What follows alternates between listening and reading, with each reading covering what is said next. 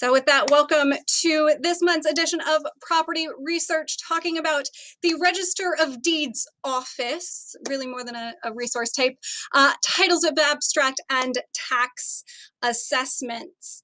Hopefully, excuse me, everybody can see my screen share there.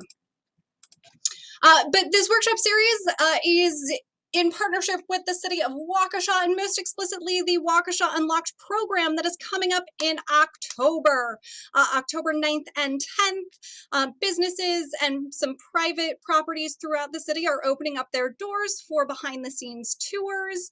And in order to help support their preparations, we, the Historic Society and Museum, said that we could help support through this workshop series. So we've been kind of building different aspects of resources that you can use in property research. Next month, we're going to be focusing on kind of bringing it all together, but I'll talk more about kind of the next installment at the end of this program. But a huge thanks to the city of Waukesha for making this program possible as part of the year-long celebration for the 125th anniversary since the city incorporated in 1896. And just a quick review. Again, this is now and we've got somebody jumping in here. This is one in a series of workshops, and our goals really are to help folks construct original research that grounded very much, and we've talked about this in prior sessions, formulating a research question, understanding how to take those questions into research spaces, into archives or libraries, and connect those questions with the resources that you have at your disposal in those locations. Most explicitly, though, thinking about those ideas as it relates to property research. And two, at the end of it, creating a usable research document, a tour, a program, something that is beneficial to you, if you're a business owner, to your customers. Just by example, in our own research center recently, we were hosting a marketing company working on brand research for a company located in the Gerkes Corners area, and they were very interested in understanding where that Gerkes Corners name came from and what are the stories that go there, who are the people that lent their name to that location. And so that connection to history of place is a very important thing that is easy to lose through time if you don't put in the work to document along the way. So hopefully we can help you out with some of that. Again, this evening, though, we are focusing most explicitly on the Register of Deeds Office, abstracts, and tax assessment records. But prior workshops are available on our website, wchsm.org/research-center. Do include that dash there. You'll see a link when you go to that site that says free webinars. Just click that. You'll see where the prior videos have been posted and where the video this evening will be posted. So if you're watching me back, hello, welcome to the workshop.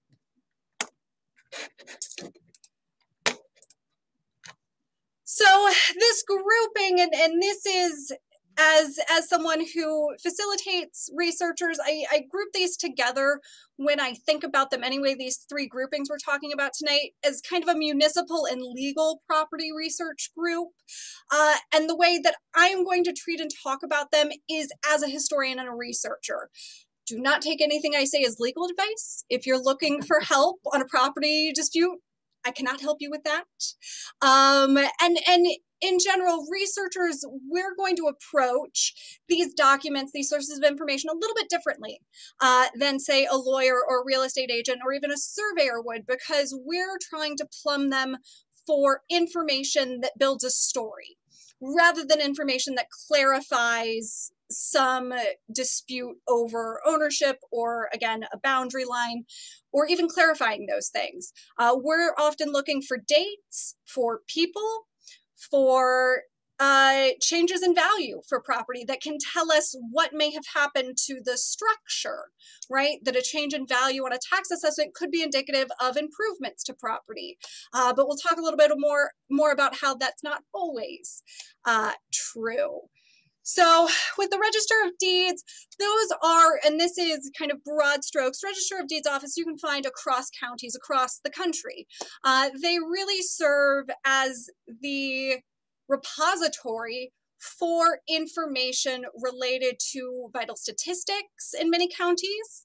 So that's birth, death, marriage. They also, though, are a repository for surveyors' plats, for information, local maps that were produced by the Bureau of Land Management at some of the earliest days of an area's development and settlement. They will also have records of mortgages, so property, some that leading to property value information, plat surveys. But with many Register of Deeds offices, their primary function is not as a research location in the same way that our archive and research center is if you were to visit us in the old courthouse building there on Main Street, or if you were to go to the UW libraries or to Madison to research at the State Historic Society in their main campus. And so just keep that in mind as we talk about the Register of Deeds office. They have created a lot of points of access through their website. So I'm going to try and take us through some of those tonight. They are a little bit tricky, and their records, not to say they're not well indexed, they are, but they take a little more work to extract the information out, because unlike an historian or archivist, again, who's working in a research center, they're not going to be building finding aids in the same way. They're not going to be there with you in research space to help guide you through the materials. So doing some legwork through their website ahead of time is really, really beneficial. Two, I will say they are an appointment based, at least here in Waukesha County. I do not know what their precise rules are right now. I know they had some limited capacity in the last 15 months. So also they're a call ahead. And that's true of a lot of research centers. We do want you to call ahead. It helps us pull the materials you're looking for. So there's the primer for the Register of Deeds. Abstracts of title then are more specific. They're a document. They're not a repository. They are a specific document type. They're often produced by insurance companies or title companies. Real estate offices will also often ask for them as well. Sorry about that, had a pop-up happen. So abstracts of title, though, are a summary of the property through time, going all the way back to the original land patent. And we'll see some examples of what that looks like. I happen to have an old version of a title for my own house here. They tend to be these lovely thick, often they've been folded over, so you might see a bundle like that tucked in a drawer. They are a wealth of information, but they are very dense. And so we'll talk through kind of what you can extract out of these, and as a sneak preview, they tend to be very redundant. You're gonna feel like you're reading the same thing over and over and over again. It's because you are. And it's kind of how they're designed. So abstracts of title. The last document type or resource type for this evening are tax assessments or tax rolls. They're related but slightly different. Those can exist either created at a city level or a town or village level. Generally speaking, though, there are 3 copies of those tax assessments produced. One that stays local, one that goes to the county level, either a clerk's office, or sometimes it can be the registrar's office in smaller counties. I've seen that happen. And then last copy transferred to the State Historic Society. Now, I mentioned their main campus a bit ago. They also do have area research centers scattered throughout regions of the state. For our Southeast region, our Area Research Center, or ARC, is located at UW Milwaukee's campus in their library. And so even if the material isn't kept there, you can work with the local library at Milwaukee campus to have those materials loaned so that you can see them. There is some schedule to how those are kept, so we'll talk about that a little bit too, kind of what to expect with those. So with that, we're going to dive in. By giving us a little bit of grounding, all of the records that we're dealing with tonight are going to really rely on a legal description of your property. And that legal description of property is based on, sorry, I'm jumping back one. skip too far ahead. Your legal description of property. So it's one of several property identifiers that you might work with when you are conducting property research. So that legal description is something along the lines of the example there, that the property is in part of the southwest quarter of Section 2, Town 6 North, Range 19 East. Now I teased ahead a slide. I've got a better explanation of what all that means. The other types of identifiers that we're more familiar perhaps with working with when it comes to property, certainly the address, that postal address.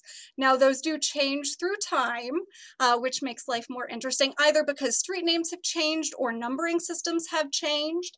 We talked in our workshop around map resources, how Sanborn fire insurance maps can be very helpful to overcoming address changes. In certain areas, as well as city directories then as a way to help understand changes in address through time. Tax keys then, when it comes to property, can be very beneficial, although some repositories have really stopped using those because they can change over time. If you do end up going to, and we'll see this potentially this evening, the Register of Deeds search function actually does not prefer tax key identifiers because they can change over time. So they prefer that you have the legal description. And the last identifier that will pop up are then associated names or associated owner names.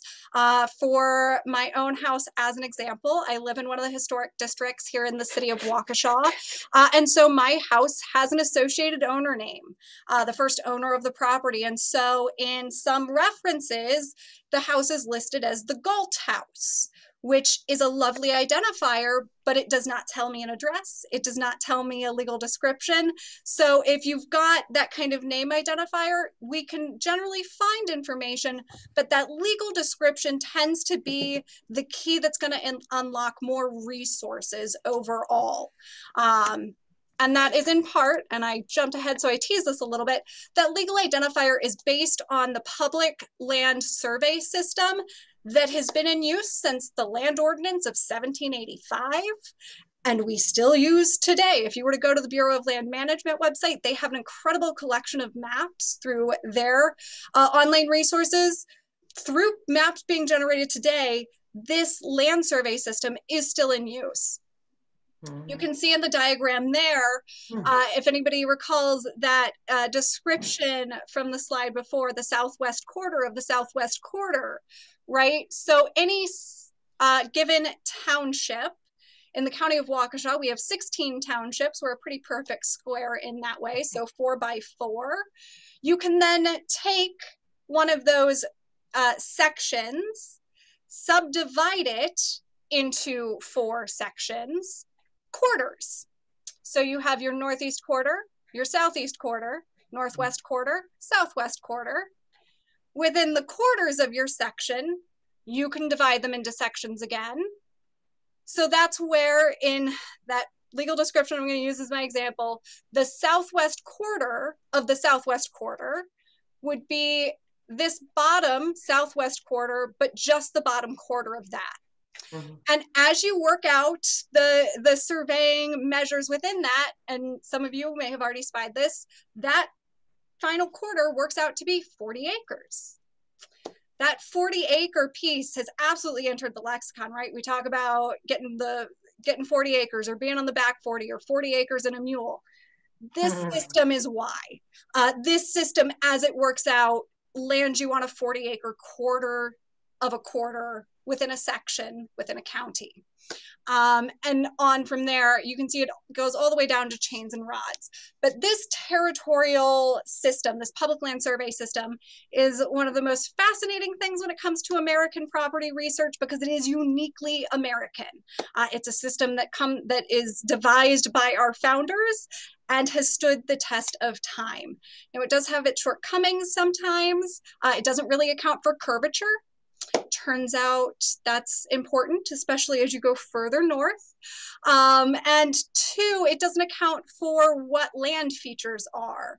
This system is devised again 1785 on the East Coast, and we go west. and there's no sense of precise locations of lakes or rivers, and so it does have its shortcomings. One of the resources, though, for a more in-depth primer on this system is available through the Wisconsin Department of Natural Resources.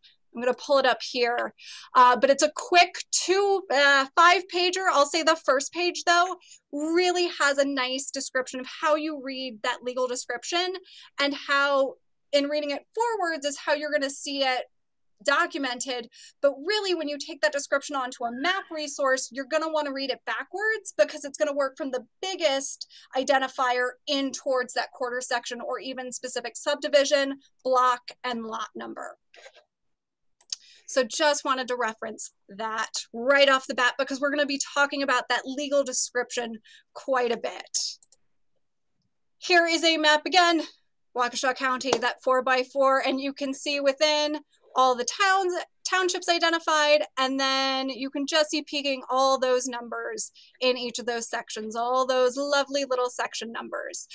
The other thing to keep in mind, the sections go from 1 to 36, but they don't go left to right. They start in the upper right-hand corner with number 1 in each section, go to 6, jump down, go to 12, jump down and across to 18, 24, wow. 32, 36.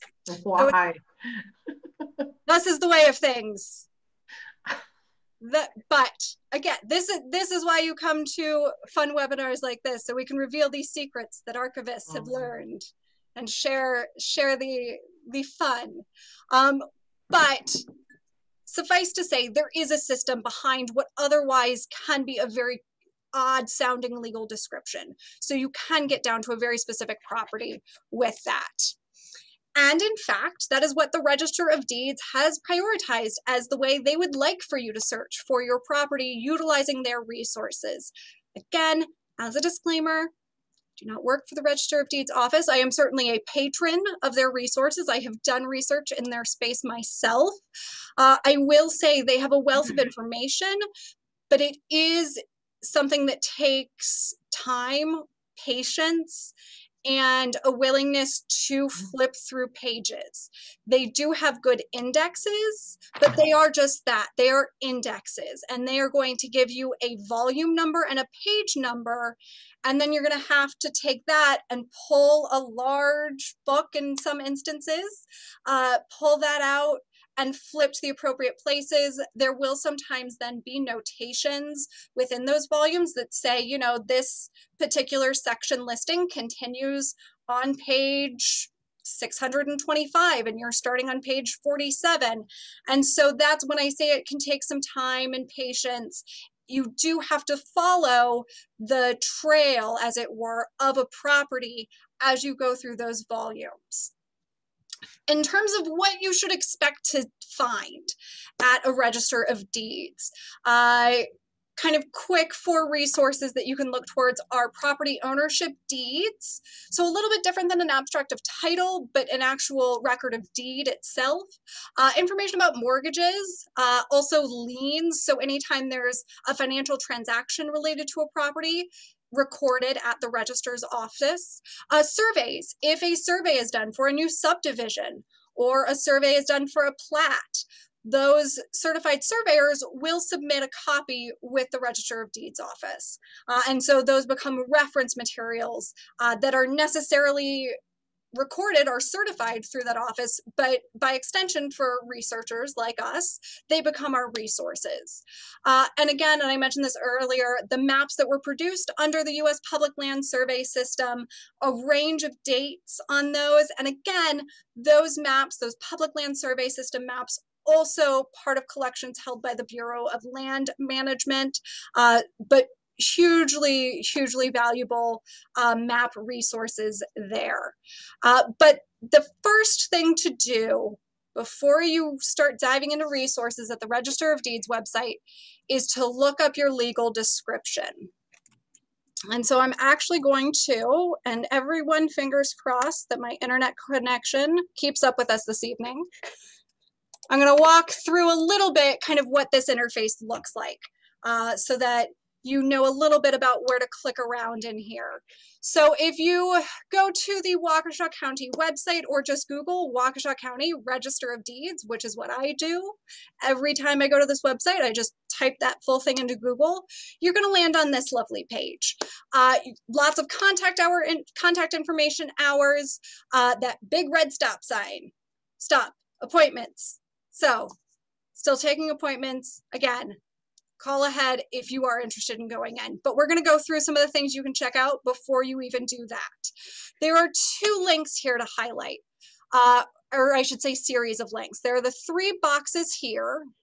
Vital records, again, I mentioned those. Another great resource. I'm not going to talk about those as much tonight because I'm not focusing on those. And if we were doing genealogy, I would prioritize this link. For this evening, we're going to prioritize this land records link.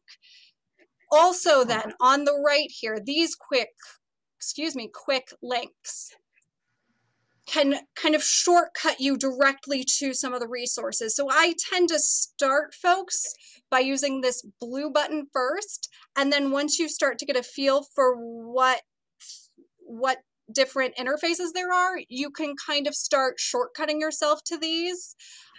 Certainly do whichever you prefer. That's just been the approach that I use with folks just getting into here. So following this land record link, you're going to see, again, more general information, FAQ. I'm going to shortcut us directly to online search tools. So with this, the first one is the most powerful, but it's also the most complex. Below that, so that's the public access search, document search, excuse me. You are going to need a legal description in order to use that search function. There is a guide that will take you through how to find that. I'm also going to do that for you this evening if you do not have that legal description already. Below that then, I don't want to ignore these. Again, I mentioned indexes as a crucial resource in this office. The online tract index, the online subdivision index, the online condominium index. Those are all, as their name implies, indexes that with a legal description, you will be able to find the volume number and page number of a book that is in the Register of Deeds office that you would want to pull to find information about that property. And so those indexes are really good to go through once you kind of are making that decision that you're going to want to make an appointment. If you've gone through those indexes ahead of time and have, just as you would write down a call number at the library, if you've written down the volume numbers, the page numbers that you're looking for, it's going to help save you time once you're in that space. But we are going to start with this public access document search. I'm opening this in a new tab. You can just click it and it'll pop open for you. You do have to confirm the disclaimer. Generally, again, I am not giving anyone legal advice. Please do read through all these specifics. But all of the information that you're accessing through this is public record, so publicly accessible. So we're going to come through here and you're going to click it and you're going to think, but it looks the same. Nothing changed. You then have to, once you've clicked accept, that has disappeared, go ahead and click where it says real estate, and then you'll see that drop down, and then you'll come to search the real estate index. This is why I wanted to take everybody through. I heard somebody go, oh, okay. It's a little confusing, but we need our legal description of the property even to get to here. Wow. There are 2 ways you can do that. If you are someone like me who has an abstract like this, generally that legal description is written right on the front. I know it's probably hard to come through, hard to see, but sometimes it's right on the front of that document. It certainly then is, once you open it up, written within the document to get that legal description, but there is a shortcut to find it. I'm going to pull my PowerPoint back up here. Hopefully, maybe. And it's the link right here. Now, there is a guide, as I mentioned, that has this link built into it. That guide is at the Register of Deeds website. Otherwise, you can, it's through the tax assessment office or the tax office that you can get to this. So you can either use a tax key if you have it. If you don't yet have the legal description, this is what we're trying to get. You can enter a tax key if you have it, or you can enter a physical property address, a mailing address. Again, I'm going to use my old house as an example here this evening. If anybody shows up on my doorstep later, I'm not home. All you need is that number and then the street address, and you'll see that result pop up. If you click property details, then you will be able to get to that legal description. And it's even called legal description there. So with that, and again, that's one way you can get to it. Once you've got that legal description, that's when you can start coming into this form and filling in. Now, with a legal description, you may have included in it the subdivision that your property is located in, but not all properties are inherently in a subdivision. And so that's some of these different sections here. Where it says platted description, this drop down is pre-populated with all of the subdivisions throughout the county that might be included in your legal description. Something that we have encountered, especially with older properties, this listing is based on plat maps very often, is based on some of the earliest records, therefore, earliest maps produced. And so if any of you know your local history, especially in the city of Waukesha, we once were Prairieville. So if you have a property that predates the creation of Waukesha as a place name for the village and then city, there are some subdivisions that will start Prairieville instead of just the division. The other thing, and this is throughout the county, some of the, again, older subdivisions, rather than just being the subdivision, start with the plat of whatever the subdivision name is. So, and that's what I've kind of hovered over here. You can see this lovely long list of different subdivisions that are otherwise not really alphabetical, if that makes sense, because their title starts with plat. All plat is referring to is the mapping process that documented that development. So it's a little bit redundant, but again, I'm trying to help troubleshoot things that we have certainly encountered working with some of our researchers while we're in here this evening. And I know I'm scrolling through very quickly, reminding myself of any other interesting hiccups. I do believe, and I'm looking for it here. So in addition to plat, sometimes it is the very obvious map of a subdivision. So this is to say, if you don't immediately find your subdivision's name on this list, check if it starts map of, check if it starts plat of. It may just be listed that way. So again, that is if you've got that subdivision included in your property name. It is otherwise listed under platted description. But in addition to a subdivision, you will still have a lot number that you should be able to enter, oftentimes a block number as well. And that will be summarized when you look up that legal description. Sometimes it'll be BLK with a number indicating the block. So do look out for those types of abbreviations. If you are not in a subdivision, you're going to jump down to unplatted description. It's a little less precise than having that subdivision layer that you can include, but you can still get at resources that are only related to your particular section and then down to the quarter. We don't quite get down to that quarter of a quarter within this search. But again, as an example, I am in township number 6. Range 19, section number 2 in the southwest quarter of that. And again, taking that legal description, and working it backwards. So the township and range are often the last two numbers that appear in a legal description.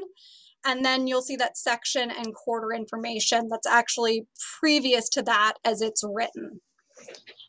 In terms of then actually clicking search, this top field is where you can add better parameters, because if I were to click search right now, I'm looking through a permitted index that starts January 1, 1915 to July the 9th, 2021. That's more results than I'm going to want to deal with, is my assumption as a researcher, right? That's more than a century's worth of documentation. On not my specific property at this point, I've only gotten down to a quarter of my section. There are a lot of houses in this area.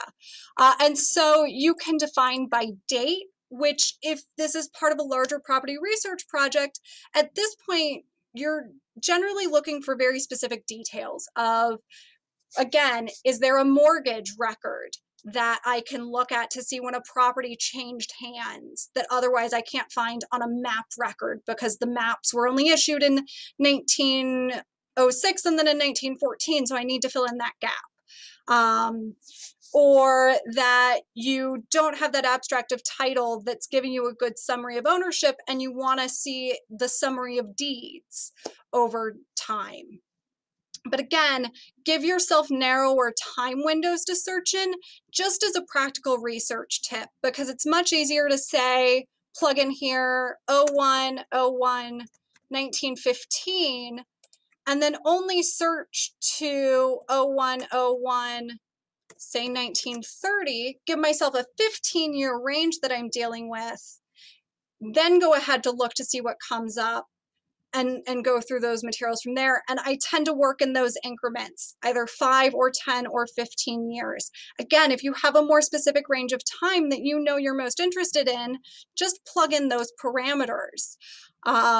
You can also then define what types of documents you want to look at.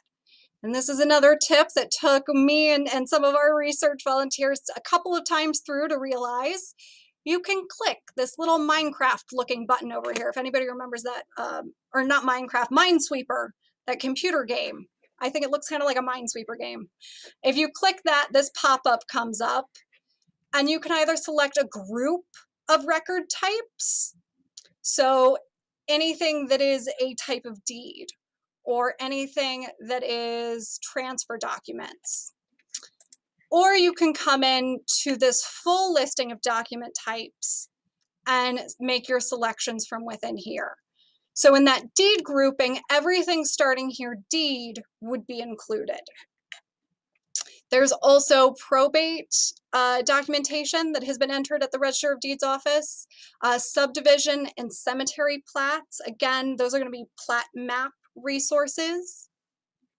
So there's a lot of potential here. Not everything is going to be relevant, though, to your specific property. You'll see condo declarations and plats are in here. If you're not within a property that is a condo, those aren't going to be as relevant for your research. Likewise, again, going back to this main search engine, you do not need to use every single one of these. If you've got a platted description, this is the only section you need to worry about. Again, because I just referenced them, condo description is its own section here. Timeshare description, or if you're looking for cemetery, you can just do that. Or if you're just looking for map resources. So you don't need to fill out all of these. Really look at what those main headings are, or use this pop-up to look at what the document types you're going to search against before you go ahead and click that search button. In this instance, I'm going to look for deeds, anything that's deeds, and click done, and then click search. So you get this lovely through. 0 records, but I was also searching the earliest days of my property. I happen to know there wasn't a lot of transfer of ownership of my property during that period of time. So this is where having some sense of time frame can really help improve what your results are going to be.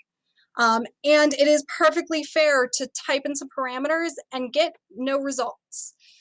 It's another kind of beneficial thing, sometimes knowing where things aren't within a certain range so that you can move on to the next range. In this case, time was my range, right? I'm only searching through about a 15-year period as relates to my property. I know I'm spending a lot of time with Register of Deeds. This has taken me and our research team, I think, 3 years now to get comfortable with. So I'm trying to share all of our tips. Again, going back to this main listing, online tract index, subdivision index, condominium index, you're going to open up into listings like this. You need that legal description because you're going to be working within a specific range that your property is located in. It's then organized by year. I will say these indexes are very dense and they do just take, even on this online format, you do just have to scroll through them to find the properties you're looking for. They've not necessarily been taken through an OCR, so a digital reader, so that they're keyword searchable. So do not be surprised if you hit Control F to do that quick search. They might not necessarily work, in part because these earlier documents are handwritten. They're in script handwriting, so a lot of OCR softwares cannot recognize them. It is just a lot of transcription work to get something like that done. So that is the introduction to the Register of Deeds resources. Again, available through their website. At the end of the day, the information you are finding there is related to property transfers as relates to ownership. It can also document mortgages, or you can find documentation of mortgages. So when a mortgage is paid off or a mortgage is transferred, you can see too when property boundaries change, because often there is a deed associated with that property line change if somebody has bought in a piece of land or annexed off a piece of land. So all of that can come out through those resources. Again, their staff is taking appointments. They will be able to explain some of that as well for what you can find. That's 5:01 p.m. I'm going to mute somebody here. Took everybody through this guy. I'm not going to go through this as in depth. There is also an interactive map resource available through the Waukesha County Parks and Land Use page.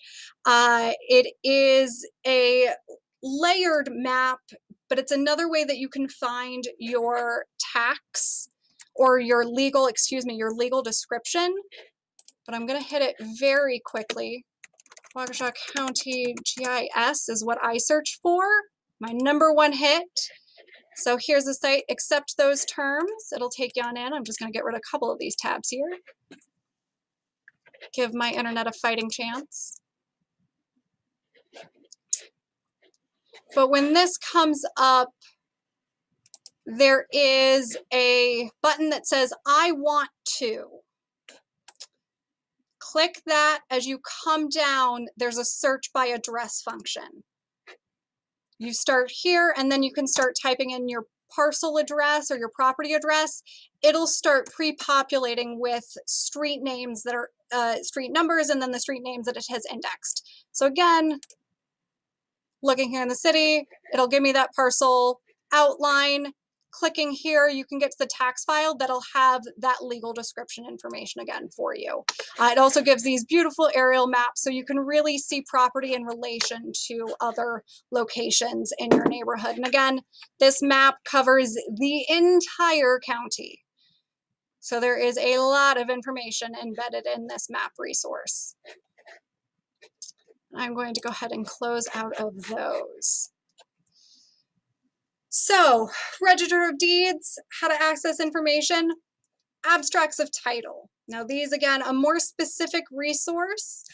There are some instances where I know Register's office will sometimes have abstracts of title, but generally they're not produced to be filed in the same way that those other documents that are at the Register of Deeds office are. Abstracts of title are most often held by the owner of a property. Again, the one that I have for my house, came with the house. It was in a drawer, the classic utility bottom drawer in the kitchen that just catches everything, had that abstract of title in it for us. It's pulled in full, not always in full any longer. Sometimes it's just a guarantee of title, but it was something that would be pulled anytime a property was sold. It's a summary of the ownership through time, including probate decisions that relate to a property, which can sometimes be very interesting if you have a property that you know was owned by a woman, a widow, or that how it went into certain descendants' hands over other descendants. If you've got kind of that generational changeover with a property and you're trying to decipher who ended up with different parcels of land, abstracts of title can be very valuable summaries of those exchanges. Again, owners oftentimes are the folks who have those. If they end up in a repository like the Waukesha County Historic Society and Museum, our initials there for you, it is because they have been donated to us. And that's the preponderance of our collection, materials that have been donated for others to use in future. So we have some, they are by no means comprehensive to the entire county, but we do have some. At the least, if you do have that abstract of title and you're not really sure how to utilize it, and you want to come in for your research center appointment with us, bring that with you. We can help kind of flip you through it a little bit and give you some understanding. I will also say that the Wisconsin Historic Society, that Area Research Center, I'm using some abbreviations here, at the UW campus here in Milwaukee, does have some abstracts of title. They also have a really, really useful finding aid or description of those on their website. The other place to go, though, again, the courthouse, the Register of Deeds office. Sometimes, too, they'll have, again, those probate records that may have a partial abstract that was pulled for them. But I wanted to take a little bit and kind of dig into some of the contents of an abstract. So once you actually, if you've got, again, there are these lovely, very thick looking documents. Generally, the very first page is going to be a description of the land that is the legal description, but even more elongated than that summary version that we were using with the Register of Deeds site. So it's something like what's written in the middle of this screenshot. The north half of Section 2 in Township 6 north of Range 19 east in the district of lands subject to sale at Milwaukee, Wisconsin territory, containing 321 and 36/100ths of an acre. This description, and in most cases, that title abstract is going to go all the way back to the very first patent for the land, the very first time the land was granted from the US government to a property owner. So if you look in the upper right, it's the president, John Tyler, although his secretary is working on his behalf, by our Tyler's secretary, to a recorder. That recorder's office dates back to a recorder, J. or John Williamson. This patent or land grant, or what we would call a deed today in parlance, to a gentleman, George Smith. It also has a volume recorded here. Because this document is made later in time, they actually are going into the Register of Deeds office or to the courthouse to pull records. That volume is referring to a volume likely in the Register of Deeds office. So volume A, page 47, is where this information is coming from. The original patent date is March the 3rd of 1843. Those, again, up on their local history knowledge know that Milwaukee County and Waukesha County are one and the same until 1846. So if this dates in 43, we are the Milwaukee, Wisconsin territory yet at that point in time. The recorded date then is going to be when this information was pulled or was re-recorded in a new volume book at the Register of Deeds office. So it's not that this land went undefined legally until 1899. It's just a note about the record keeping when you see that recorded line. This next piece then coming from later in the same property's history. So we see George Smith of the town of Town and County of Milwaukee, Wisconsin. A warranty deed of $200 to Henry Bowren. Again, date information here, all happening in 1839 in this case, before a Dunbar, Justice of the Peace, not Colonel Dunbar. It's a little before his time in Waukesha. But in this case, conveying the equal undivided third part of the northern half of Section 2 in Township 6, north of Range 19 East. So in this case, it's a section that we're splitting off. On to the next. From Henry Bowen and wife Helen to Samuel A. Randall's. A longer description now. So this evolution of this property description is indicative of the property getting divided and subdivided, as it were. Not necessarily a subdivision as such, but just subdivided in the technical sense. Subdivisions generally would be a large parcel that was bought by one individual, and then they would have taken the impetus to plat it out, to actually survey out the individual blocks, the lots, and plan it out a little bit more. There are a number of subdivisions that date even to the late 1840s and 1850s throughout the county region. So it is a process of dividing land that has existed for the history of our county, but you do see any number of examples like this where individuals are just selling off parcels of their own land without going through that subdivision process. And so you end up with these very long descriptions that get down into very minute details of how you're measuring out the land. Do not let some of that detail bog you down too much. Again, the abstract of title is just following through that full history all the way back to that original land patent. So it is very often in these documents that we see what starts as a fairly simple, straightforward description starts to get very lengthy and complicated just because it's getting much more specific in the area of land it's describing. So our last document type, just making sure I didn't cheat a fourth section of that abstract. Again, they are very long documents. Are tax assessments.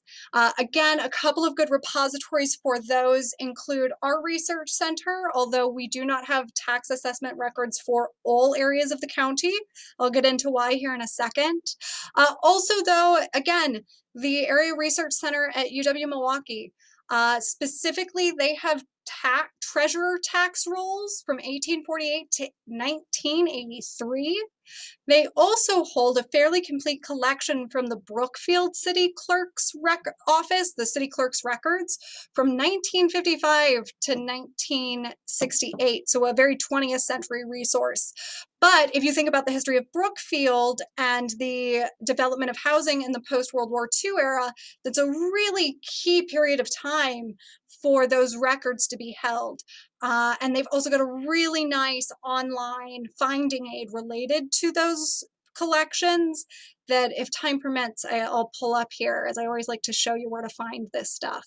But I do want to talk about the resources that are in our research center to start. The image on the side of the screen there is a very I like to think of it as a very special collection. All our collections are special, but a very unique collection from the City of Waukesha Tax Assessor's Office. They date from 1930 to 1970. So again, they're coming out of the City Assessor's Office, which means they're going to privilege properties within the city limits.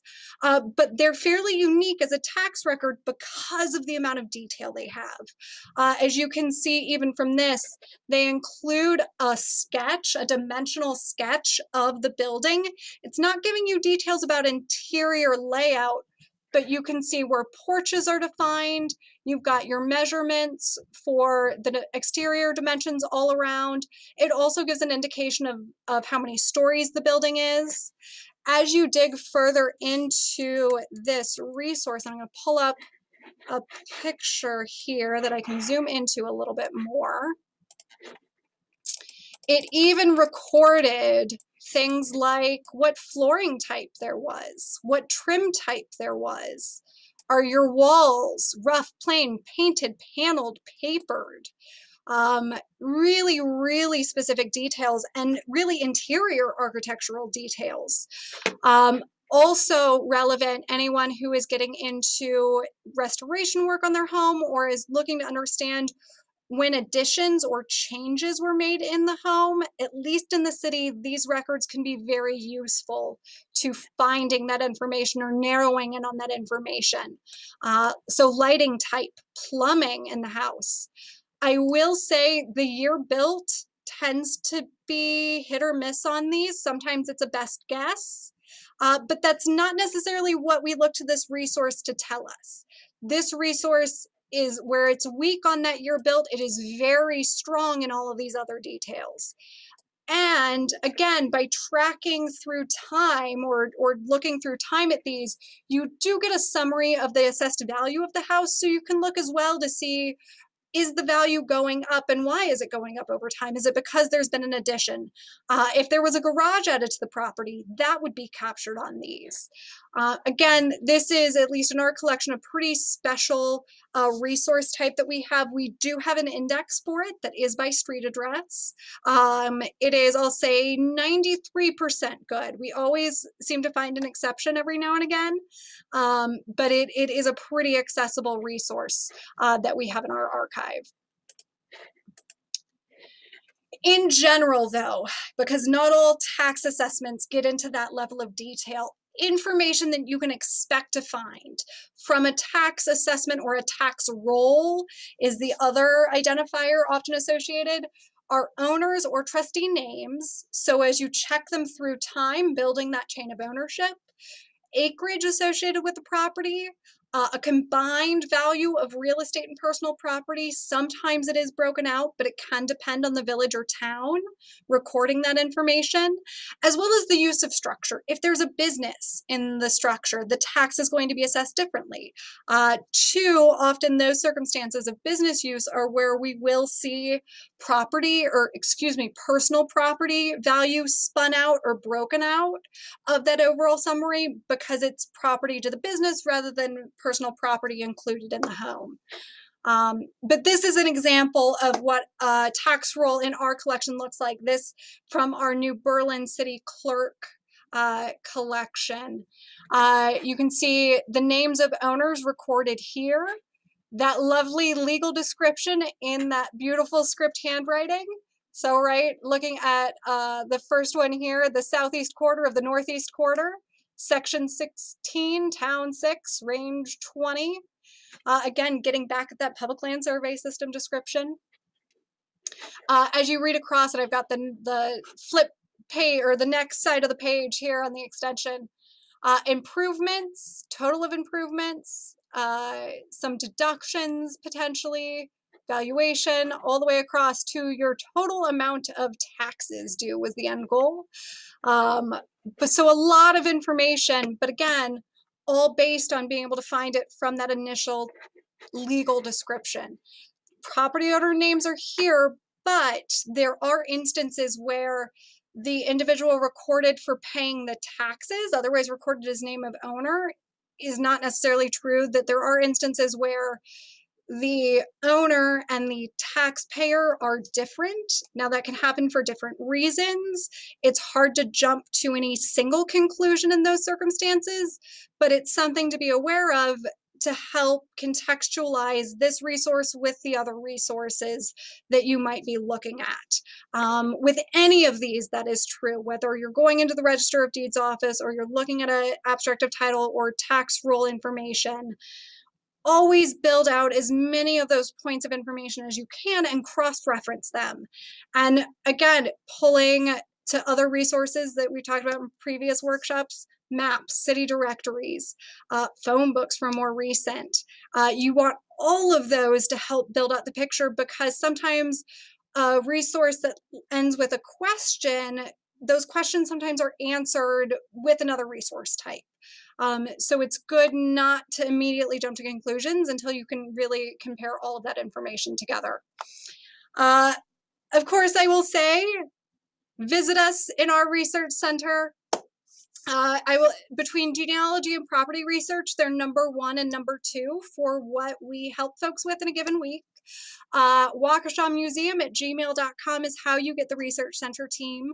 As much as I would like to say that I get to spend my time in there, I sadly do not as much anymore. But we have an incredible team of folks who have decades of expertise working in research, working specifically in Waukesha County and Southeast Wisconsin history.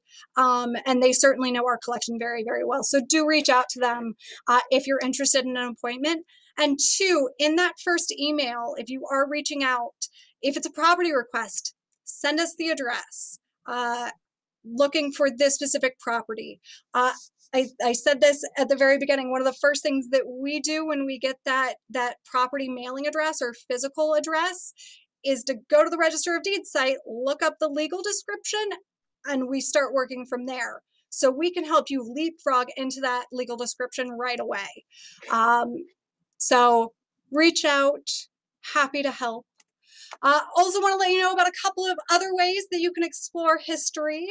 Right now, the Historic Society Museum, recently launched a Rally Around the Markers program. It is a driving tour of 10 of our historic markers that are throughout. In this case, we're touring kind of into New Berlin, over to Big Bend, and back up. Your starting point is the museum. You can pick up those rally booklets at the museum, or you can download them from our website. We also helped support the city in launching a new historic downtown walking tour. Again, you can pick up those walking tours are available online actually, so you can just load it on your phone and walk around. We do have a little brochure at the museum though, so we can help get that queued up for you if that's something that you are interested in doing while you're visiting us downtown. And with that, and just at the time, if there are questions, please do drop them in the chat. I don't see that chat box popping up too much. Or if you do want to unmute yourself and hop in, feel free. Nope. I seem to have lost some of my controls. I apologize. Bonnie, this is Jackie. This is Jackie Oakes. Hi, Jackie. I own the property at 520 Prospect Court. It's the Everett home. Okay. And my question is that I'm researching some of the people who have owned the home after the Everetts, after Mrs. Everett passed away. And then I have a list that Mary Emery was helping me with. And I do have some of the property description. Yeah. But I'd like to get more history on the people that have lived in this home, like the McKendrys and the Robinsons, who owned the property right after the people who built it. Sure. So am I allowed to look into those people as well? Absolutely. Absolutely. And then I'd also like to get, I have a binder on my home, and I would like to really add more of the plat maps, and just to have like a really comprehensive history on That's tremendous. That is tremendous. But absolutely, if you, again, we were focusing kind of those specific things this evening, but often, as you have discovered, property research bleeds over into genealogy research to folks you're not related to. Right. And so we absolutely have resources that we can, either through searching newspaper records or some vital record information, try and see what we can find about those individuals. I will say too, I don't remember if you attended, or if you look back, our program on maps and city directories that was last month would have some information there, because that would be the other resource, our city directories, in terms of kind of tracking people and starting to get some more information about them and their lives. Or phone books. Certainly we've got phone books dating through 2008 in our collection.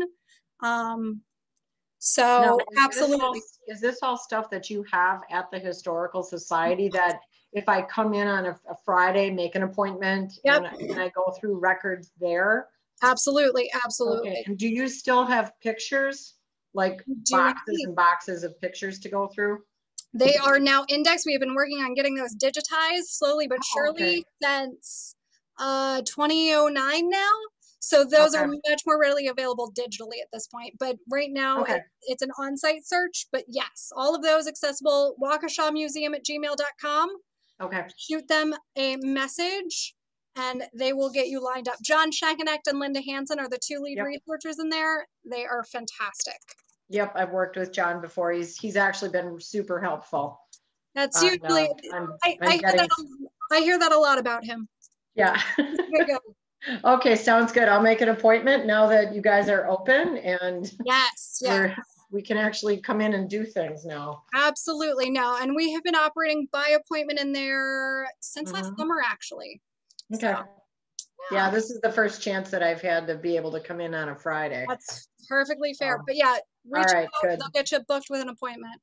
Okay, awesome. Somebody asked too, I see in the chat, are the maps and directories presentation recorded? Yes, it is. Go to our website. I'm actually going to give you a better link here. So it's our website, www.wchm.org/research center. You will see a link then there that says free webinars. Just click that. You'll see the recordings. This recording will go up then in the next 2 days or so.